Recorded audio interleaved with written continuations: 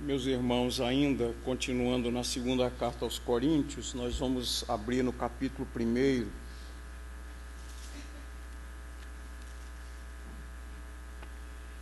Segunda carta aos Coríntios, capítulo 1.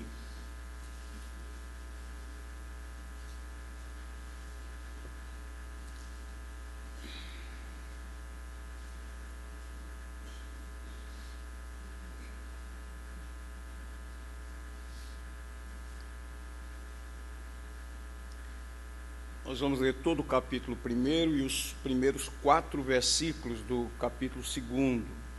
Então vamos proceder assim: eu lerei os primeiros 2 versículos, depois eu passaria de ler com a congregação os versículos de 3 a 11, nós leremos juntos e aí eu lerei a parte restante. Então ouçam os 2 primeiros versículos, depois juntos comigo de 3 a 11. Paulo, apóstolo de Cristo Jesus, pela vontade de Deus, e o irmão Timóteo, à igreja de Deus que está em Corinto, e a todos os santos em toda a Acaia. Graça a vós outros e paz da parte de Deus nosso Pai e do Senhor Jesus Cristo. Bendito seja o Deus e Pai de nosso Senhor Jesus Cristo, o Pai de misericórdias, e o Deus de toda consolação.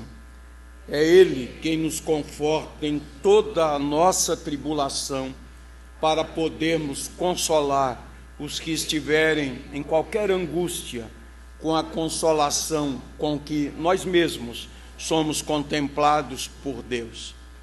Porque assim como os sofrimentos de Cristo se manifestam em grande medida a nosso favor, assim também a nossa consolação transborda por meio de Cristo. Mas, se somos atribulados, é para o vosso conforto e salvação. Se somos confortados, é também para o vosso conforto, o qual se torna eficaz, suportando vós com paciência os mesmos sofrimentos que nós também padecemos. A nossa esperança a respeito de vós está firme, sabendo que, como sois participantes dos sofrimentos, assim o sereis da consolação. Porque não queremos, irmãos, que ignoreis a natureza da tribulação que nos sobreveio na Ásia, porquanto foi acima das nossas forças, a ponto de desesperarmos até da própria vida. Contudo, já em nós mesmos tivemos a sentença de morte, para que não confiemos em nós, e sim no Deus que ressuscita os mortos, o qual nos livrou e livrará de tão grande morte, em quem temos esperado que ainda continuará a livrar-nos, ajudando-nos também vós, com as vossas orações a nosso favor, para que muitos sejam dadas graças a nosso respeito, pelo benefício que nos foi concedido por meio de muitos. Ele prossegue dizendo: porque a nossa glória é esta, o testemunho da nossa consciência de que, com santidade e sinceridade de Deus, não com sabedoria humana, mas na graça divina, temos vivido no mundo, e mais especialmente para convosco, porque nenhuma outra coisa vos escrevemos além das que ledes, e bem compreendeis, e espero que o compreendereis de todo, como também já em parte nos compreendestes, que somos a vossa glória, como igualmente sois a nossa no dia de Jesus nosso Senhor. Com esta confiança, resolvi ir primeiro encontrar-me convosco, para que tivéssemos um segundo benefício, e por vosso intermédio passar à Macedônia, e da Macedônia voltar a encontrar-me convosco, e ser encaminhado por vós para a Judéia. Ora, determinando isso, terei porventura agido com leviandade? Ou ao deliberar, acaso delibero segundo a carne, de sorte que haja em mim simultaneamente o sim e o não? Antes, como Deus é fiel, a nossa palavra para convosco não é sim e não. Porque o Filho de Deus, Cristo Jesus, que foi por nosso intermédio anunciado entre vós, isto é, por mim e Silvano e Timóteo, não foi sim e não, mas sempre nele houve o sim. Porque quantas são as promessas de Deus, tantas tem nele o sim, porquanto também por ele é o amém, para a glória de Deus por nosso intermédio. Mas aquele que nos confirma convosco em Cristo e nos ungiu é Deus, que também nos selou e nos deu o penhor do Espírito em nosso coração. Eu, porém, na minha vida, tomo a Deus por testemunha de que para vos poupar não tornei ainda a Corinto. Não que tenhamos domínio sobre a vossa fé, mas porque somos cooperadores da vossa alegria, porquanto pela fé já estáis firmados. Isso deliberei por mim mesmo, não voltar a encontrar-me convosco em tristeza, porque se eu vos entristeço, quem me alegrará, senão aquele que está entristecido por mim mesmo? E isso escrevi, para que, quando for, não tenha tristeza da parte daqueles que deveriam alegrar-me, confiando em todos vós de que a minha alegria é também a vossa. Porque no meio de muitos sofrimentos e angústias de coração vos escrevi com muitas lágrimas, não para que ficasseis entristecidos, mas para que conhecesseis o amor que vos consagro em grande medida. O Senhor nos abençoe, que Ele graciosamente aplique a sua palavra ao nosso coração. Abraçamos a todos os queridos, especialmente os que nos visitam. Abraçamos também aqueles que cultuam conosco pela internet, alguns no leito, convalescendo, numa luta tão grande, e que a palavra de Deus leve conforto ao seu coração. Irmãos, estou no ministério pastoral há muitos anos, mas sempre encaro com temor e tremor essa responsabilidade para pregar. É uma responsabilidade tão grande esta.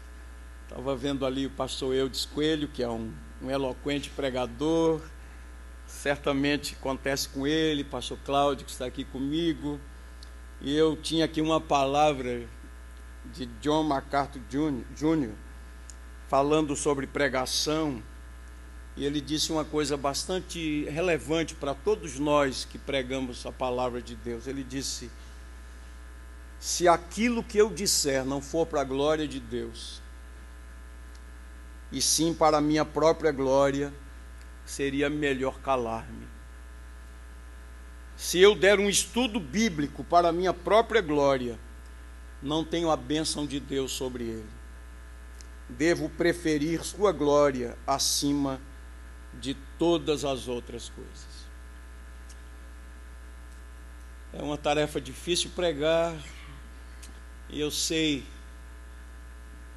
que é uma tarefa, às vezes, difícil ouvir,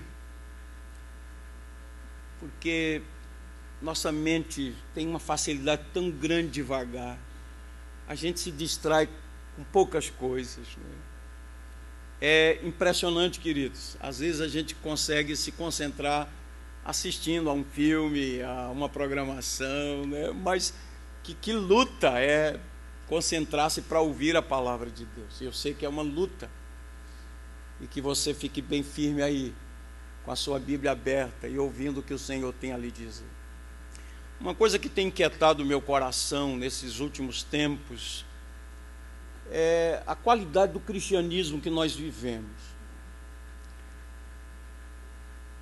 A gente corre aquele risco de nivelar por baixo, de se acostumar, né?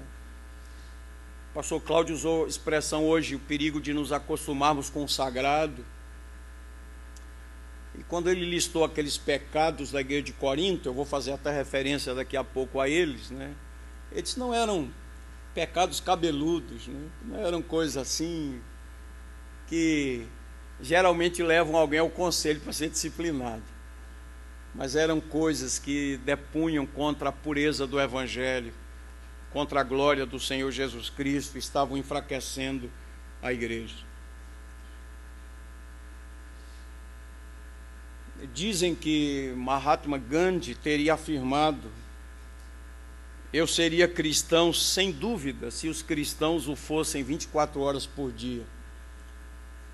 Certamente ele não foi por não ter sido chamado, mas é fato histórico que Gandhi conheceu cristãos que não viviam cristianismo, não viviam cristianismo digno. Martin Luther King teria dito que o comunismo existe hoje porque o cristianismo não está suficientemente cristão. Estava ouvindo uma pregação essa semana, o pastor Ricardo Agreste, uma série de mensagens pregando lá na Chácara Primavera, e ele estava dizendo: temos ouvido estatísticas que temos 25% da população brasileira de evangélicos, alguns dizem que 30%, e ele disse uma coisa interessante: se nós tivéssemos 5% da população brasileira, somos mais de 200 milhões de brasileiros, se tivéssemos 5% da população brasileira vivendo o cristianismo, sem dúvida nenhuma, esses 5% causariam um impacto na sociedade.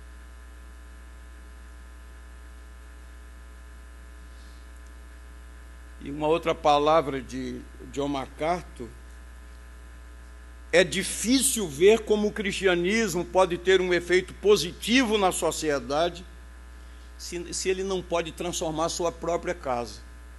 Como é que pode ter um efeito na sociedade se não transforma a nossa própria casa? E eu queria lhe chamar a refletir um pouco sobre o texto que lemos, e eu queria chamar sua atenção para fazer um apanhado do contexto histórico dessa segunda carta que Paulo escreveu aos Coríntios. Quando Paulo esteve em Éfeso e em toda aquela região da Ásia Menor, no período da terceira viagem missionária, a gente pode ler isso claramente em Atos capítulo 19, quando ele estava em Éfeso, ele então mandou 2 colaboradores até Corinto, Timóteo e Erasto. E eles foram com um dever muito solene, era o de lembrar aos cristãos de Corinto as regras da conduta cristã que Paulo havia ensinado.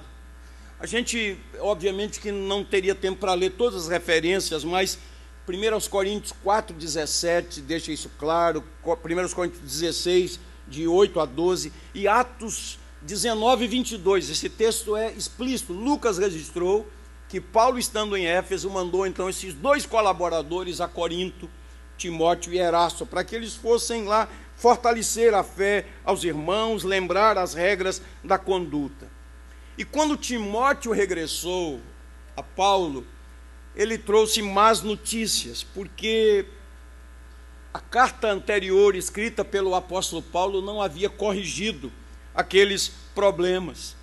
E então a gente entende pela segunda carta aos Coríntios que o apóstolo Paulo decidiu ir pessoalmente a Corinto, apesar de saber que sua visita lá seria uma visita dolorosa. E então, queridos, é impressionante isso, que Paulo, o apóstolo do Senhor Jesus, o homem que recebeu o evangelho diretamente do Senhor Jesus, Paulo, o plantador daquela igreja, pela graça de Deus, mediante uma ação poderosa do Espírito de Deus, por incrível que pareça, aquele homem enfrentou críticas, e um membro daquela igreja, muito provavelmente, o ofendeu de uma maneira deliberada.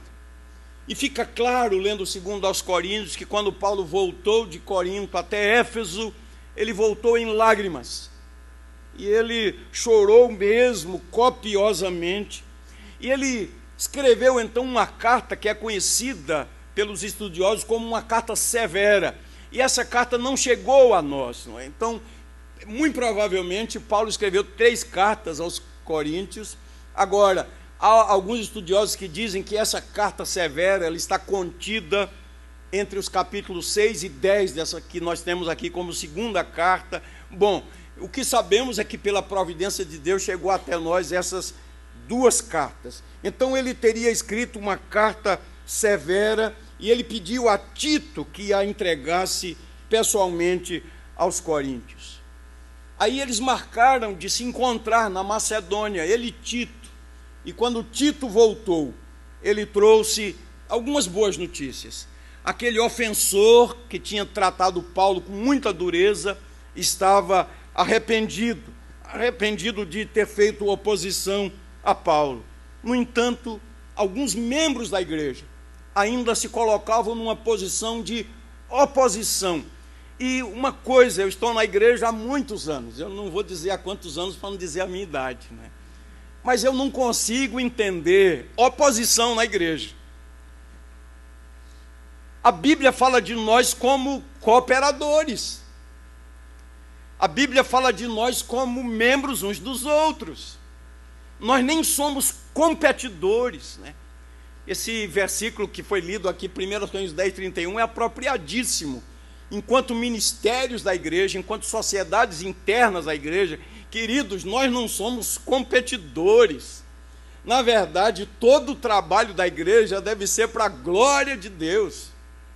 A gente não faz só para, ao final, fazer um relatório bonito e receber os elogios das pessoas. A gente deve fazer o melhor, com excelência, e sempre para a glória de Deus, para agradar a Deus. A nossa pergunta deve ser sempre essa: isso está agradando a Deus? Isso agradará a Deus? Essa é a nossa pergunta.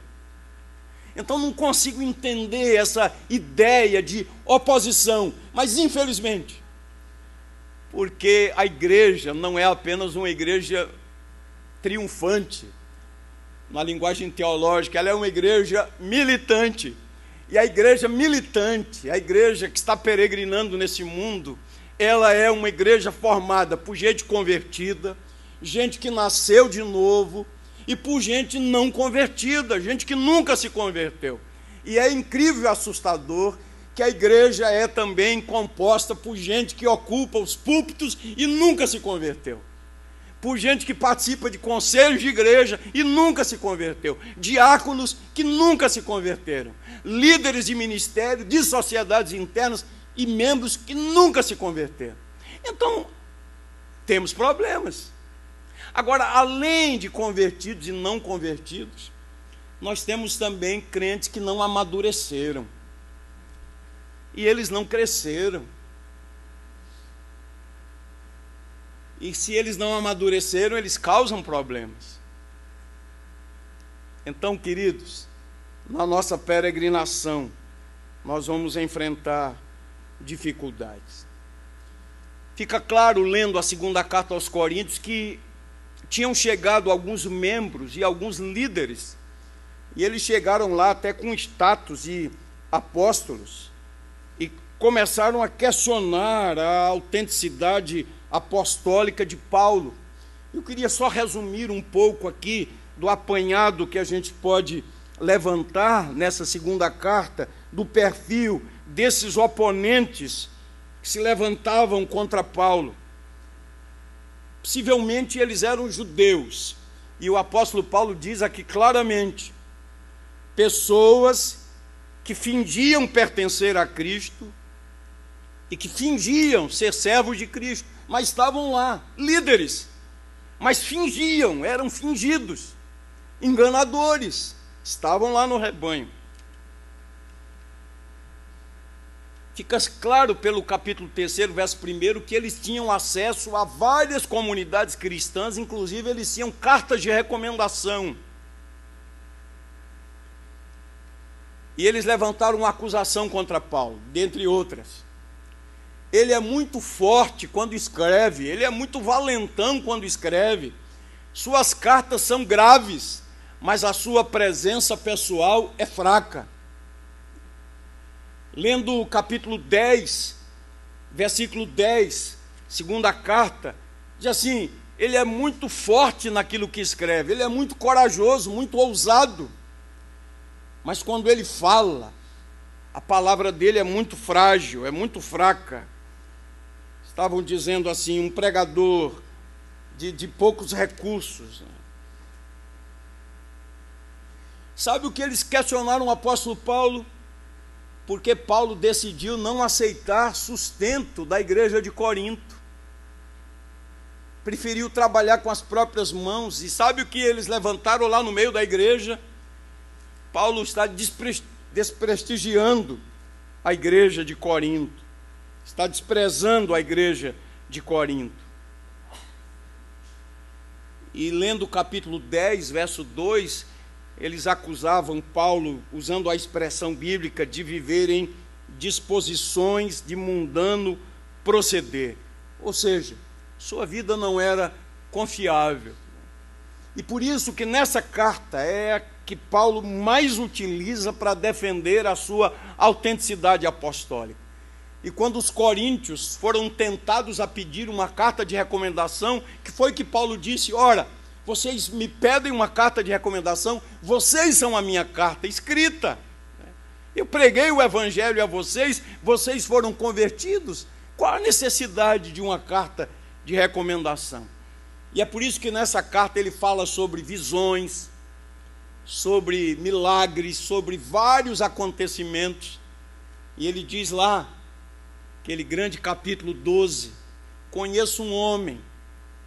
Ele está falando de si mesmo, mas ele coloca nesses termos: conheço um homem, se no corpo ou fora do corpo, não sei. Há 14 anos, ele foi arrebatado até o terceiro céu, literalmente até a presença de Deus, e viu coisas que não é lícito ao homem referir. E aí ele diz: para que eu não me ensoberbecesse diante das visões e das revelações, foi-me dado um espinho na carne, mensageiro de Satanás, que o esbofeteava, humilhava, e ele clamou ao Senhor, e a resposta do Senhor foi: a minha graça te basta, porque o meu poder se aperfeiçoa na fraqueza. Queridos, rapidamente fazendo esse apanhado, para que a gente se situe, uma igreja plantada pelo apóstolo Paulo, uma igreja com problemas, citando aqui a pregação do pastor Cláudio pela manhã, quando ele listou 6 pecados da igreja em Corinto, só naquele capítulo 11, quando está falando sobre a ceia do Senhor. Havia divisões na igreja, partidos, queixumes, disputas, havia um egoísmo bastante evidente, porque quando eles se reuniam naquela festa do ágape, cada um buscava seus próprios interesses e não os dos outros.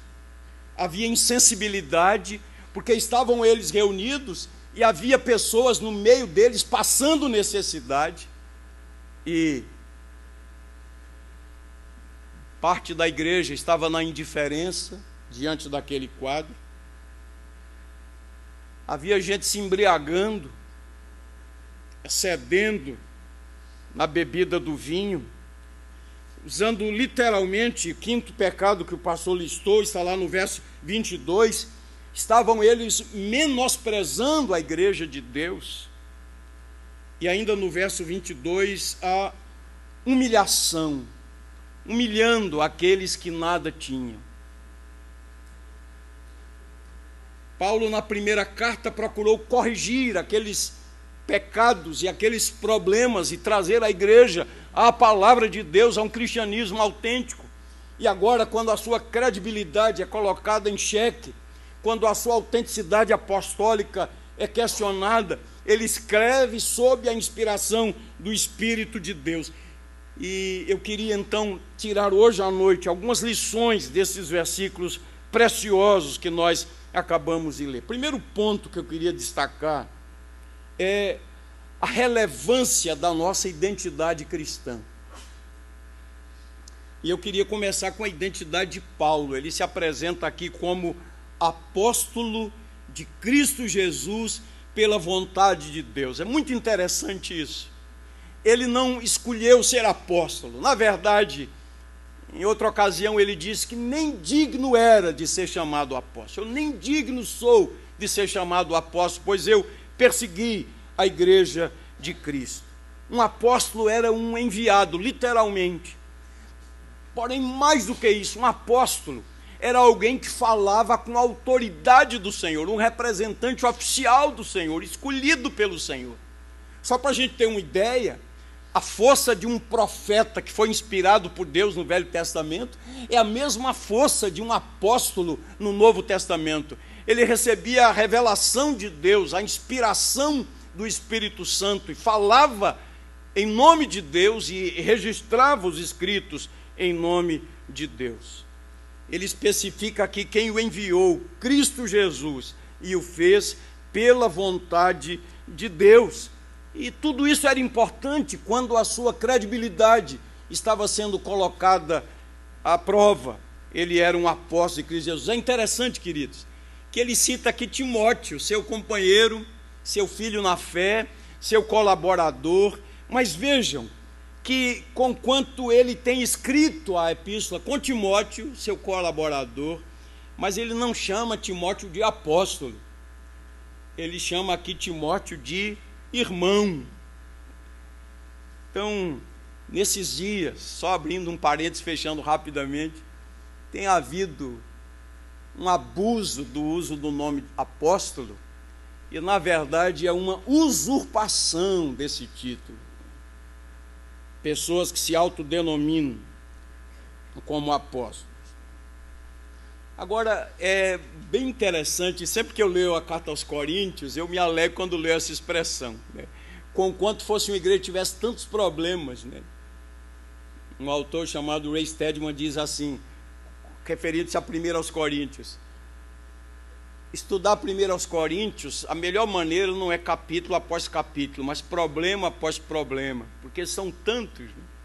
Mas é interessante que Paulo, em ambas as cartas, e aqui na segunda, quando a sua autenticidade apostólica é questionada, ele escreve a igreja de Deus que está em Corinto. É muito interessante que ele reconhecia, mesmo enfrentando oposição, alguns falsos irmãos presentes na igreja, mas a igreja de Deus estava ali. E vale a pena destacar outra verdade aqui: não era a igreja de Paulo e a igreja de nenhuma outra pessoa, mas a igreja de Deus que estava em Corinto. E a gente precisa fazer esse resgate hoje também.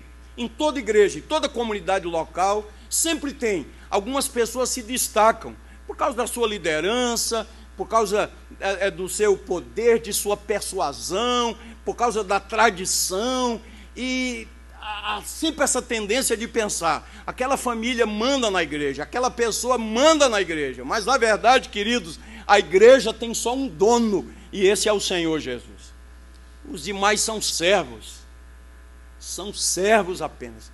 Receberam de Deus dons, receberam de Deus talentos, receberam de Deus capacitações, habilidades, e devem consagrar as vidas e essas habilidades ao Senhor. Mas a igreja tem um dono, isso tem que ficar bem claro. A igreja é do Senhor Jesus, né? Eu nem gosto muito dessa expressão, às vezes se usa muito. Você vai à igreja do pastor tal, à igreja de fulano de tal. Nada disso, está errado isso. Geralmente uma igreja local tem um nome.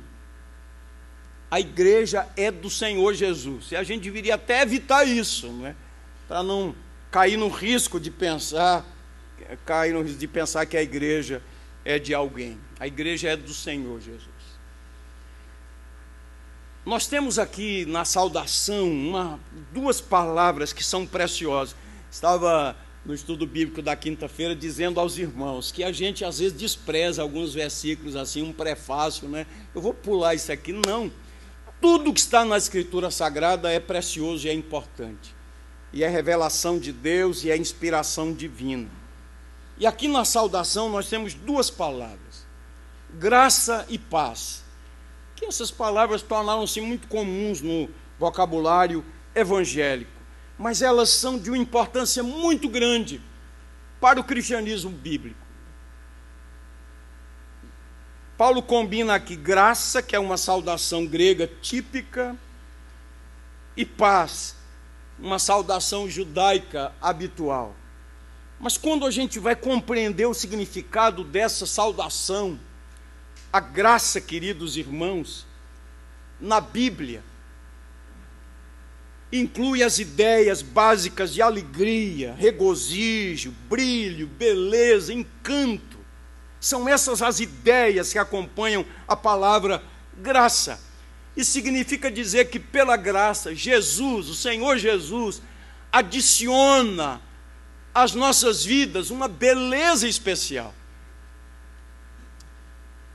Jesus mudou o coração da mulher samaritana e deu a ela uma beleza especial, fez dela uma missionária.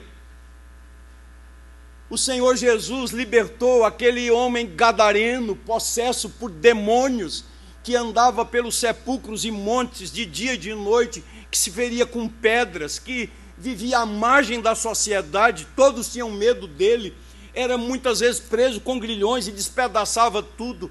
Mas diz a palavra que depois de ter sido liberto pelo Senhor Jesus, estava ele assentado, vestido, em perfeito juízo e querendo andar com Jesus. Aí Jesus disse: não, eu quero que você volte para a sua terra, volte para os seus e conte tudo que o Senhor fez a você. Essa beleza nasce da nova relação da graça de Deus na nossa vida. A vida em Cristo, ou a vida com Cristo, torna-se encantadora, porque o salvo já não é mais uma vítima da lei de Deus, mas ele é um filho do seu amor. Você pode imaginar a beleza na vida de Zaqueu, um homem que só pensava em dinheiro, só pensava em lucro, só pensava nas coisas.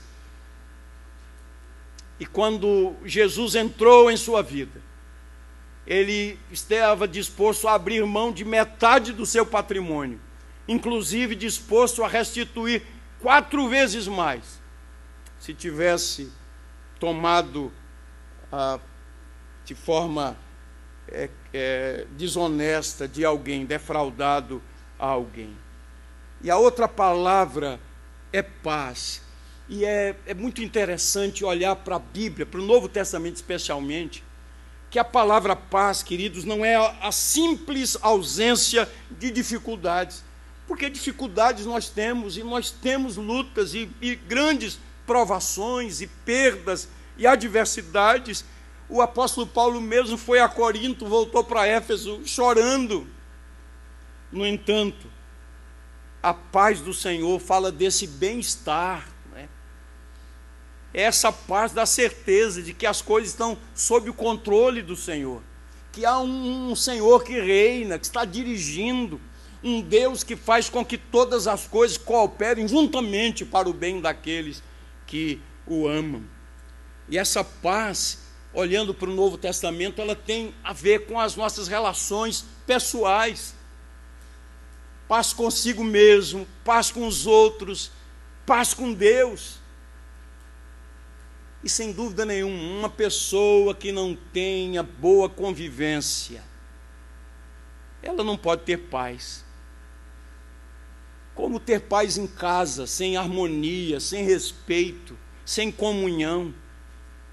Como ter paz em casa se não há vontade de voltar para casa, se a casa é um lugar de conflitos, de adversidade, se não há respeito, se não há amizade, se não há admiração, se não há cuidado mútuo? Como ter paz se o coração está amargurado, ressentido? Como ter paz se o coração nutre espírito de vingança? Como ter paz sem comunhão? E a ideia aqui é exatamente essa: graça e paz, uma beleza especial. Até que temos um hino antigo que diz que a beleza de Cristo se veja em mim. E a paz dessa intimidade, dessa comunhão com Deus. Então, primeiro, queridos, primeiro ponto que Paulo destaca aqui é a importância da nossa identidade como igreja de Deus, como filhos de Deus, e a nossa relação por causa da pessoa bendita de Jesus. Segunda verdade que eu queria destacar, está aqui desde o verso 3 até o verso 11, são os benefícios das tribulações comuns em nossa caminhada cristã. E o apóstolo Paulo faz essa afirmação extraordinária. Ele se dirige ao Senhor Deus e ele diz que o Senhor é o Pai de misericórdias, Ele é o Deus de toda consolação, é o Deus que nos conforta em toda a nossa tribulação, e Ele não tem outra atitude a não ser dizer: o Senhor é bendito, Ele é bendito. Bendito Deus e Pai de nosso Senhor Jesus Cristo, Pai das misericórdias, o Deus de toda consolação. A ideia aqui é o seguinte: Deus é bendito acima de tudo por sua bondade e por oferecer consolação, a qual permite que os cristãos consolem outros. E o apóstolo fala aqui de uma experiência pessoal.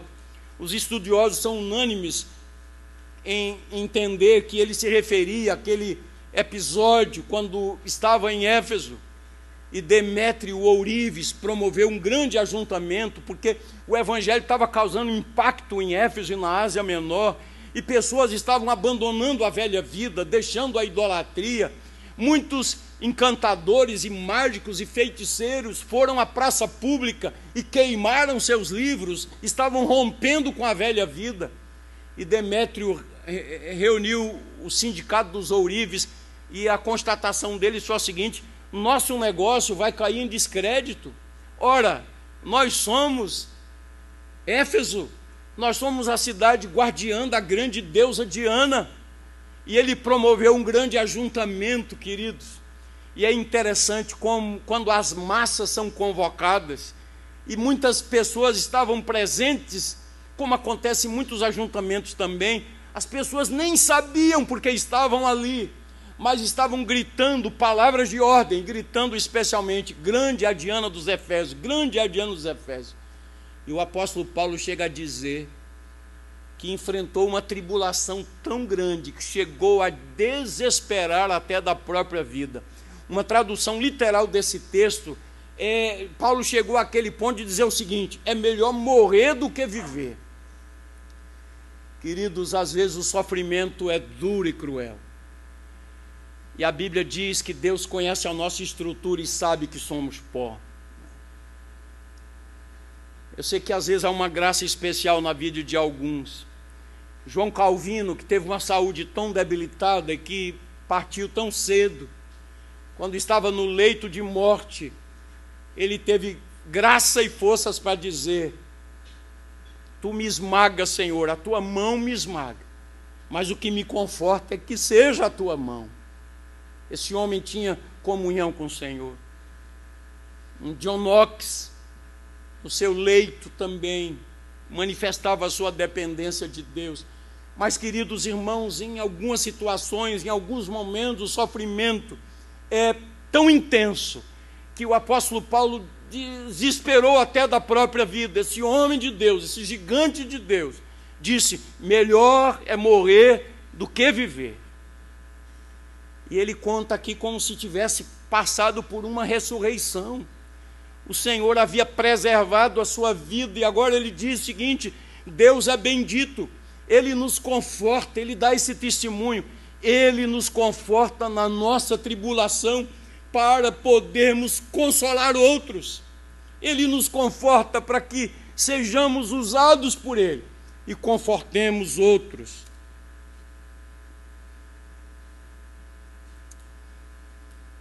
Alguns irmãos nossos têm sofrido, nós temos orado por alguns em particular com mais intensidade, que luta, que sofrimento, e a nossa oração é: Senhor, Tu és bendito, Tu és Pai de misericórdias, Tu és Deus de consolação. Consola, Senhor, esses nossos irmãos, conforta.